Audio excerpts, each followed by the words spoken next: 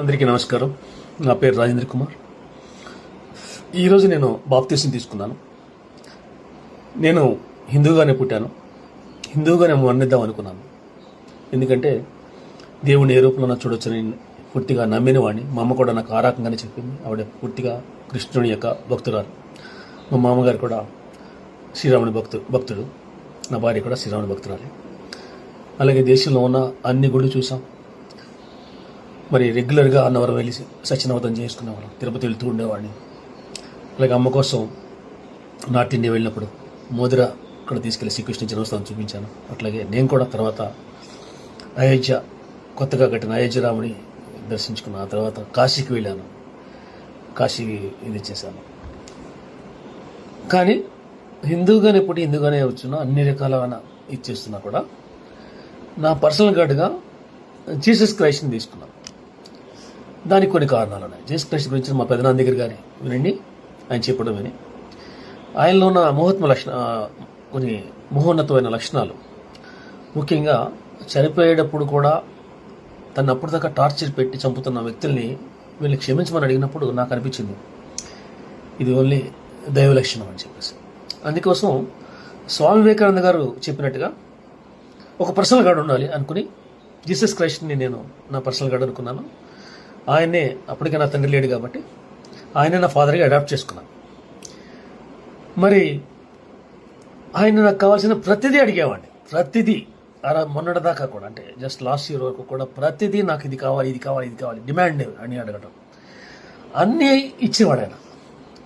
ఇక్కడ ఒక విషయం మీరు గుర్తుపెట్టుకోవాలి, నేను హిందువుని అయినా కూడా ఆయన అడిగేవాడిని, ఇచ్చేవాడు ఆయన. నేను జీసస్ని దేవుడు అని అంటే కాదు, సర్వ సృష్టికర్తని జీసస్ రూపంలో చూస్తున్నా. ఎవరెవరో మనకు తెలియదు కదా, రాముడో కృష్ణుడో ఎవరో మనం ఒక రూపంలో చూస్తామని నేను అనుకుని నమ్మేవాడిని. అందుకే ఆ రూపంలో చూస్తే నేను అడిగేవాడిని, ఇచ్చేవాడు. అందుకే నేను అంటున్నాను అన్నమాట, సర్వ సృష్టికర్త అందరినీ ప్రేమిస్తాడు. మీరు హిందువా, క్రైస్తవుడా, ముస్లిమా, లేక ఇంకొకటి చూడరు, ఆయన మేము అందరినీ ప్రేమిస్తాడు. అందరి మీ కోరికలు అడిగినప్పుడు ఆయన చిత్త ప్రకారం మీకు ఇస్తాడు. మీ కోరికలు కూడా మీకు చాలా నెరవేరుతుంటాయి. ఎందుకంటే ఆయన బిడ్డలే కదా, మీరైనా ఎవరైనా కూడా ఆయన బిడ్డలే. కాబట్టి ఆయన క్రైస్తవులను ఒక రకంగా ఇంకొక రకంగా చూపించే దేవుడు కాదు. కానీ నా బిడ్డలు నన్ను గుర్తించాలనుకుంటాడు, అంతే కదా. తండ్రి వేరే వాళ్ళందరినీ అమ్మా నాన్న అనుకుంటూ తిరుగుతూ ఉంటే, బొమ్మలను తిరుగుతావు అమ్మా నాన్న అనుకుంటే తండ్రి బాధపడతాడు కదా. అట్లా ఆయన కూడా నా బిడ్డలు నన్ను గుర్తించాలి అనుకుంటాడు. నా మార్గంలో వెళ్ళాలి, నేను ఇలా ఉంటే బాగుంటుందని చెప్పి అనుకుంటాడు. సరే, ఈ సందర్భంలో నేను లాస్ట్ ఇయర్ మార్చి 31న దేవుడు నాకు అడిగినవన్నీ ఇచ్చేటప్పటికి ఒకసారి దేవిపించింది. ఏమిటిది, నేను అడిగినవన్నీ ఇస్తున్నాడు, కష్టమైనవి కూడా ఇస్తున్నాడు. ఏంటని బస్సులో జర్నీ చేస్తున్నప్పుడు నా భార్య నిద్రపోతామని నేను దేవుడిని దండం పెట్టుకుని, అయ్యా తండ్రి అన్నీ ఇచ్చావు, అసలు నువ్వెవరు, నేను జీసస్ అంటున్నాను, సర్వసృష్టికర్తని, నువ్వెవరు నాకు తెలియాలి, నువ్వే నాకు కావాలి, నువ్వెవరో నాకు తెలియాలి, నువ్వే నాకు కావాలి అని చెప్పేసి నేను దేవుని ఏడుస్తూ ప్రార్థించాను. ఆ తర్వాత నాకు ఇమ్మీడియట్గా నాకు అర్థమైంది ఏంటంటే, నేను ప్యూర్గా ఉంటే తప్ప దేవుడు ఎవరో నాకు తెలియదు. అందుకే ఆ రోజు నుంచి ప్యూర్గా ఉండడానికి ప్రయత్నం చేస్తూ వచ్చాను. ప్యూర్గా ఉండడానికి ప్రయత్నం చేస్తూ ఉన్నాను. వేదాలు చదువుతున్నాను, భగవద్గీత చదివాను, ఖురాన్ చదివాను, బుద్ధాది ధర్మాలు చదివాను. అలాగే ఈ చాట్‌జీపీటీలో వాటిలో మిగతా జైన్ మతం గురించి, అన్ని మతాల గురించి, అందరి దేవుళ్ళ గురించి మొత్తం అంతా కూడా తెలుసుకుంటానే ప్రయత్నం చేస్తాను. ఫేస్బుక్ ఫ్రెండ్స్కి చాలామందికి తెలుసు, నేను అందులో ఉన్న మంచి అన్నీ రాశాను, చెడు ఇక్కడ రాయలేదు, మంచి రాశాను. ఆ ప్రాసెస్లో బైబిల్ స్టడీ కూడా నేను అటెండ్ అవుతా ఉన్నాను. బైబిల్ స్టడీలో ఒక టీం ద్వారా నేను బైబిల్ స్టడీ కూడా అటెండ్ అవుతాను. ఇదే వాళ్ళు చెప్తున్నారు కాబట్టి ఇంకా నేను వేరే బైబిల్ చదవట్లేదు. వాళ్ళు చెప్తున్నప్పుడు నాకు అర్థమైంది, బాప్టిజం తీసుకోవడం అనేది మొదటి స్టెప్. ఆ తర్వాత మనం అందరూ, అంటే ఎవరైనా సరే జీసస్ మార్గంలో నడవాలంటే ఆయనలాగా బ్రతకాలి అని నాకు అట్రాక్ట్ అయ్యాను. ఈ మొత్తం అన్నీ చదువుతున్నప్పుడు పెద్దగా నాకు దేవుడు నాతో మాట్లాడినట్టు అనిపించలేదు. కానీ బైబిల్ చదువుతున్నప్పుడు కానీ, లేకపోతే నాకు నిజంగా జీసస్ దేవుడా అని అనుకున్నప్పుడు యూట్యూబ్లో ఏదైనా మామూలుగా జర్నీలో యూట్యూబ్లో పెడితే దాని క్లారిటీ, ఏమైతే నాకు డౌట్ ఉన్నాయో అన్నింటికీ క్లారిటీ. అంటే జీసస్ నాతో మాట్లాడుతూనే ఉన్నాడు చాలా రోజులుగా.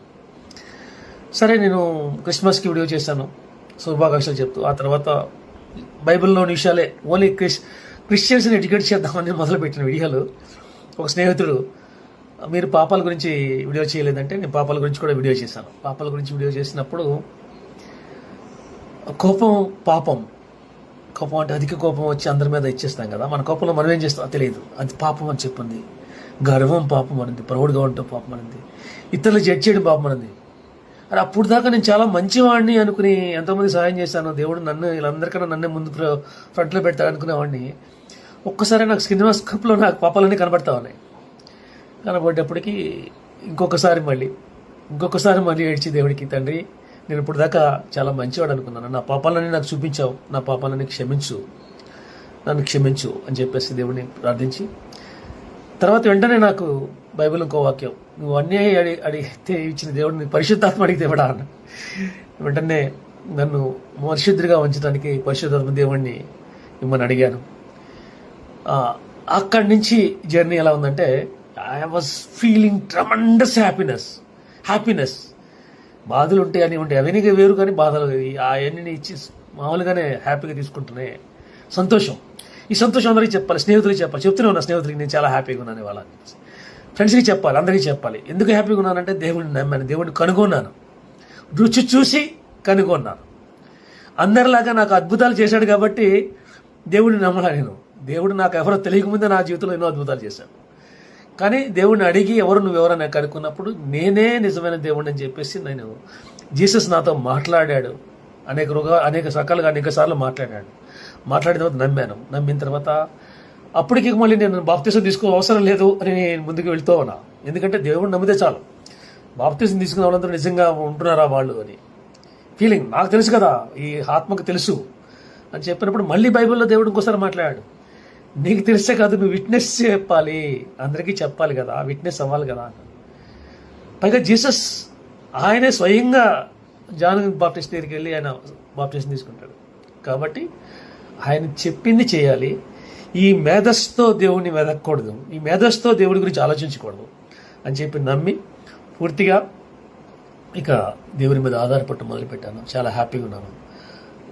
ఈరోజు మా పాస్టర్ గారు బాప్తిసం గురించి ఒక మెసేజ్ చెప్పినప్పుడు, మిమ్మల్ని నాకు బాప్తిసం ఒకటి ఏమవుతుందని అడిగితే నేను డెసిషన్ తీసుకోవటం, ఆ ప్రాసెస్లో ఈరోజు బాప్తిసం తీసుకోవడం జరిగింది. మరి స్నేహితులకి, మిత్రులకి, బంధువులకి అందరికీ కూడా మరి నా హ్యాపీనెస్ కానీ నా మాటలు కానీ పిచ్చివాళ్ళగా అనిపిస్తాయి. ఎందుకంటే నేను చాలా మందిని నేను ఇలాగే పిచ్చివాళ్ళగా మాట్లాడుకునేవాడిని. వీళ్ళంతా ఒక రకమైన ట్రామాలో ఉంటారు వీళ్ళంతా అనుకునేవాడిని. ఈరోజు నేను అనుభవించి చెప్తున్నా, నిజంగా జీసస్ మన కోసం మరణించాడు, మన పాపాలు కడగబడ్డాయి. ఈరోజు పాపాలు కడగబడ్డాయి. నా గిల్టీ లేక ఈ హ్యాపీనెస్ కారణం ఏంటంటే, ఆ గిల్టీ లేక మంచిగా ఉండేటప్పుడు ఉన్న హ్యాపీనెస్ ఇది ఉంటుంది. జీసస్ మార్గంలో నడిచినప్పుడు ఉన్న హ్యాపీనెస్. ఈ సాక్ష్యం చెప్తూ నా కోసం మీ అందరినీ కూడా ప్రేయర్ చేయమని, ఈ మార్గాన్ని విడవకుండా ఇలాగే ఇంకా మరి జీసస్ మార్గంలో నడుచు, జీసస్ నిజమైన బిడ్డగా ఆయన అయితే నేను అడాప్ట్ చేసుకున్నాను. ఇప్పుడైతే ఆయన బిడ్డగా నేను ఎదగటానికి ఇష్టపడేలాగా ఉండాలని మీరందరూ నా కోసం ప్రార్థన చేయమని కోరుకుంటూ సెలవు తీసుకున్నాను.